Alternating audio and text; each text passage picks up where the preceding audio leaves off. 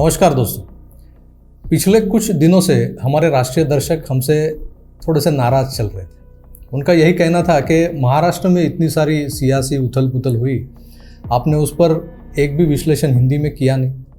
तो मैंने सोचा चलो आज आप सभी की ये नाराज़गी दूर कर देते।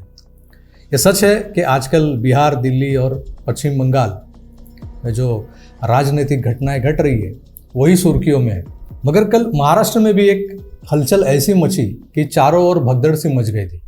मैंने परसों ही अपने एक विश्लेषण में शिवसेना, जो कि आदित्य ठाकरे और उनके पिताजी उद्धव ठाकरे मिलकर चलाते हैं आजकल, और उनके सगे संबंधी कांग्रेस एनसीपी को एक सलाह दी थी कि भाई ज़बान संभाल कर चलाओ। शिंदे गुट जो आज भारतीय जनता पक्ष के साथ सत्ता में है और उनका यही दावा है कि वही असली शिवसेना है, उस गुट पर पिछले कुछ दिनों से आदित्य ठाकरे बड़े तंज कस रहे थे।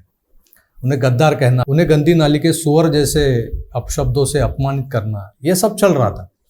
जबकि एकनाथ शिंदे समेत सभी बागी विधायक ठाकरे घराना और बाला साहब के संगठन का महिमा भंजन ना हो, अपमानित ना हो, इसलिए शांत थे, चुपचाप सब सह रहे थे। उन्हें विधानसभा की सीढ़ियों पर ही आदित्य ठाकरे के चेलों से आए आए गद्दार आए, इन घोषणाओं से अपना स्वागत होते देखना पड़ता था। आदित्य ठाकरे द्वारा महाराष्ट्र के कुछ इलाकों में निकाली गई जनसंवाद यात्रा, निष्ठा यात्रा, अरे ये बहुत सारी यात्रा के नाम पर सिर्फ बागी विधायकों को गालियां देने का एक कलमी कार्यक्रम चल रहा था, उन्हें ललकारने का काम शुरू था। अब बात यह थी कि ठाकरे नाम है इसलिए कोई आपको सम्मान दे रहा है तो उस सम्मान को एक सद्भावना समझ के आपको चलना चाहिए।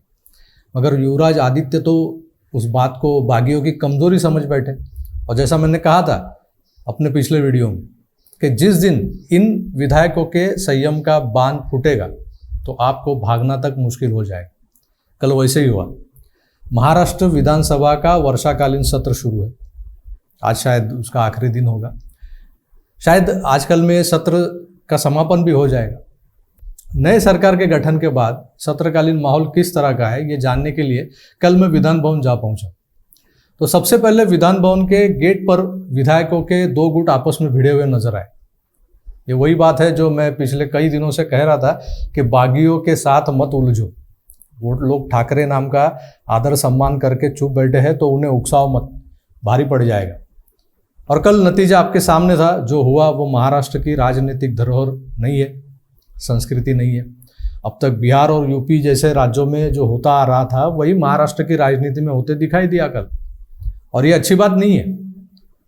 शुक्र है कि कल उस भीड़ में आदित्य ठाकरे नहीं थे, अगर वो होते तो क्या होता आप ही अंदाज़ा लगाइए। खैर, मुझे इस नकारात्मक घटना का ब्यौरा आपको देना नहीं था, मगर ऐसी घटनाओं को टाला भी तो नहीं जा सकता। तो इन सब बातों को ज़रा एक और रखते हैं और कुछ अच्छी बातें जो मैंने कल विधान भवन में देखी है उन अच्छी बातों को भी देखते हैं, उनसे भी मैं आपको अवगत कराता हूँ। दोस्तों, जब से ये नई सरकार के गठन का ऐलान हुआ है तब से भारतीय जनता पार्टी की ओर से राजनीतिक विश्लेषकों को अचंभे में डालने का सिलसिला शुरू है।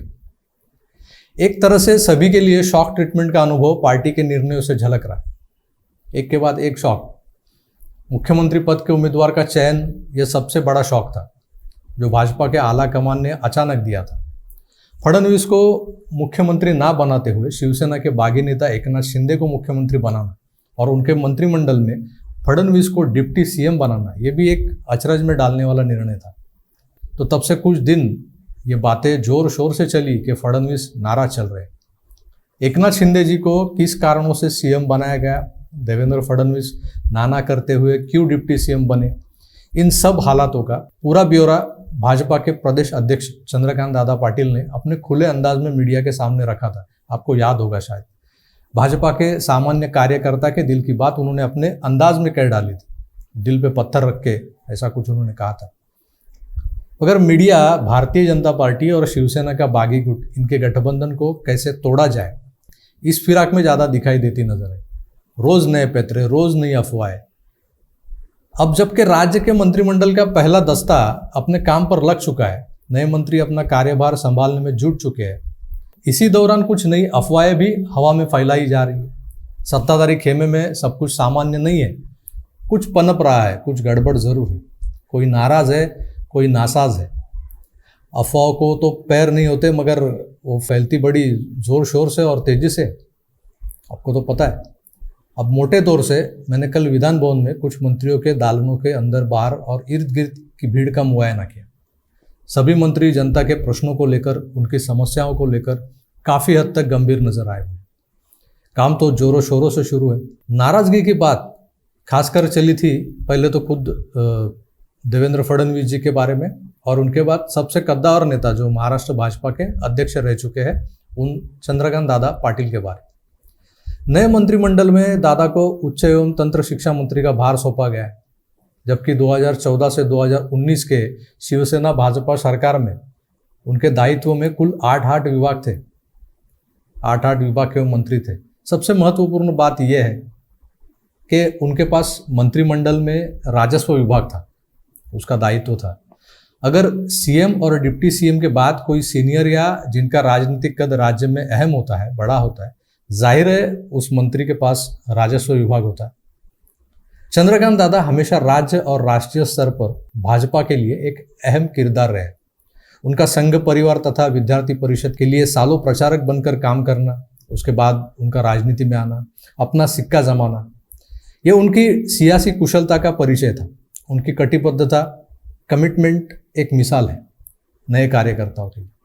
उसके बावजूद हाल ही में उनसे प्रदेशाध्यक्ष पद छीन लिया गया। उन्हें मंत्रीगण में उच्च एवं तंत्र शिक्षा जैसा विभाग सौंपा गया, जहां मंत्री के काम की सराहना कम और आलोचना ज़्यादा होती है। कॉलेजों की प्रवेश प्रक्रिया से लेकर उनके फीस के मामले, विद्यार्थियों के परीक्षा से जुड़े हुए कई मामले, पेरेंट्स के कई सवाल, इन सभी उलझनों से लड़ते हुए एक शिक्षा मंत्री अपना कार्यकाल व्यतीत करता है। कि चंद्रकांत दादा जैसे काबिल और कटिबद्ध नेता को यह रास आएगा? दोस्तों, ये सवाल खड़ा किया था मीडिया ने। सब मीडिया परसेप्शन था, दिखाने की कोशिश यही थी कि दादा नाराज है। मैं उन्हें व्यक्तिगत तौर से ज़्यादा नहीं जानता, मगर मैं उन्हें हमेशा ऑब्जर्व करते आया। पिछले 2.5 साल में मैंने उनको भाजपा प्रदेश अध्यक्ष कम और एक कार्यकर्ता के रूप में, एक टीम लीडर के रूप में ज़्यादा देखा है। महाविकास आघाड़ी सरकार की नींद हराम करने में जुटे देवेंद्र फडणवीस और चंद्रकांत दादा, इन्होंने जिस शिद्दत से जनता के प्रश्नों को, एनसीपी की अगुवाई में राज्य की सरकारी तिजोरी पे पड़ रहे डाके को उजागर किया है, उन सब प्रयत्नों का फलित यह था कि शिंदे गुट का सेना से बाहर निकलकर भाजपा के साथ मिलकर नई सरकार बनाई। विधान परिषद और राज्यसभा के चुनाव का जो व्यवस्थापन भाजपा की टीम ने किया था, सत्ता में होने के बावजूद 3 दलों की इकट्ठा ताकत को टक्कर देना, उन्हें परास्त करना, और यह सब संघ के अनुशासन भरे तौर तरीकों को अपनाते हुए पूरी तरह कटिबद्ध रहते हुए करना, यह बात काबिले तारीफ थी। इतना कुछ करने के बाद जिसका इंतजार था, वो सत्ता, वो ताकत फिर से अपनी पार्टी को मिलती नजर आती है। मगर उस सत्ता से अपने आप को कुछ अंतर पर बनाए रखना, छोटा आका जाने वाला पोर्टफोलियो हंसकर स्वीकार करना, यह आम आदमी के स्वभाव के विपरीत बात है, जो भारतीय जनता पार्टी के 2 कद्दावर नेताओं ने कर दिखाया है। एक है देवेंद्र जी और दूसरे चंद्रकांत दादा। विपक्ष बनकर जब भाजपा 2.5 साल लड़ रही थी, रास्तों पे उतर रही थी, तो सारी ताकत इन दोनों के पास थी। यही वो शख्स है, 2 शख्स है जिन्होंने सारा राजनीतिक रंगमंच संचालित किया था। मगर सत्ता आती ही ये दोनों सत्ता केंद्र बनने से दूर हो गए। हालांकि देवेंद्र जी डिप्टी सीएम बने, मगर दादा को कुछ कम महत्वपूर्ण समझा जाने वाला विभाग दिया गया। और जो मंत्री पिछली टर्म में एक नहीं 8 विभागों के मंत्री रह चुके हैं, उन्हें इस तरह से सीमित कर देना उनके पर कतरने जैसा ही है। ऐसी बातें पिछले कुछ दिनों से राजनीतिक हल्फों में चलने लगी। मैं कल विधान भवन में था तो सोचा चलो इन बातों का जायजा लिया जाए, क्या सच है क्या झूठ है देखा जाए। मैंने देखा कि वही जोश, वही कमिटमेंट, वही गरजमंदों का तांता और उस भीड़ में खोए हुए चंद्रकांत दादा। ये बंदा पूरी तरह से स्वयंसेवक है। मैं खुद स्वयंसेवक हूँ, मैं जानता हूँ स्वयंसेवक शब्द का अर्थ क्या होता है। दादा में मैंने कल एक स्वयंसेवक देखा जो अपनी चारों ओर जमी जरूरतमंदों की भीड़ को एक एक कर मिल रहा है, उनकी समस्याओं को समझ रहा है, उनके समाधान ढूंढे जा रहे हैं। गौर करने वाली बात यह है दोस्तों, ये भीड़ सिर्फ शिक्षा विभाग से जुड़े लोगों की नहीं थी।